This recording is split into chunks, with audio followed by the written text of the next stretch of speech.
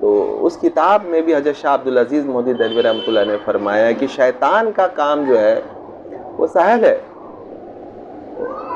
لیکن نفس کا دشوار ہے. شیطان کا علاج ذکر اللہ اور تلاوت قرآن کریم سے کیا جا سکتا ہے.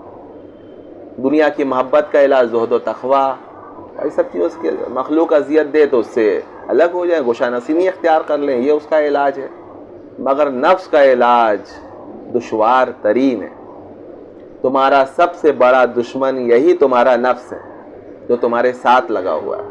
کوئی باہر کا دشمن اتنا بڑا دشمن نہیں ہے جتنا بڑا دشمن تمہارا یہ خود کا اپنا نفس ہے. اور ہم اس سے بالکل غافل ہیں، سمجھتے ہی نہیں ہے کہ یہ نفس ہمارے ساتھ جو ہے ہماری دشمنی میں لگا ہوا ہے، اور ہمیں ہر قدم پہ چاہ رہا ہے کہ کیسے اس کو جو ہے زیر کر دیں. اور کیسے آدمی اللہ سے تو دور ہوتا ہی ہوتا ہے، مخلوق میں بھی یہ ذلیل کر کے رکھ دیتا ہے یہ نفس اگر آپ اس کی اطاعت کریں.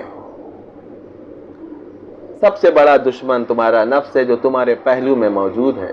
اس لیے نفس کے علاج کو سمجھنا بہت مشکل ہے، بہت مشکل ہے. نفس کی جو خواہش ہو ہرگز اس کے مطابق نہ کرے، مگر شریعت کی اتباع میں از روئے شریعت کام کرے. عجب، حسد، یہ سب نفسانی بیماری ہے. تکبر اس طریقے سے آپ کے اندر آئے گا کہ آپ کو پتہ بھی نہیں چلے گا، اور آپ ان تمام ریاکاری، بغض، کینہ، ان سب بیماریوں میں آپ گرفتار بھی ہیں، اور آپ کہیں گے کہ نہیں ہمارے اندر تو یہ سب بیماری ہے نہیں. یہیں پر آپ کو جو ہے ایک مرشد کی ضرورت پڑتی ہے، ایک شیخ کامل جو آپ کے اندر دیکھ سکے کہ آپ ان بیماریوں میں گرفتار ہیں یا نہیں ہیں. یہ سب شیطان کے بڑے جال ہیں جن میں پھنسا کر، اور نفسانی چیزیں ہیں جس میں پھنسا کر اولیاء کو بھی گمراہ کرتا ہے، کیونکہ یہ عجب عبادت سے تعلق رکھتا ہے. عوام عجب کے مرض میں کہاں مبتلا ہو سکتے ہیں.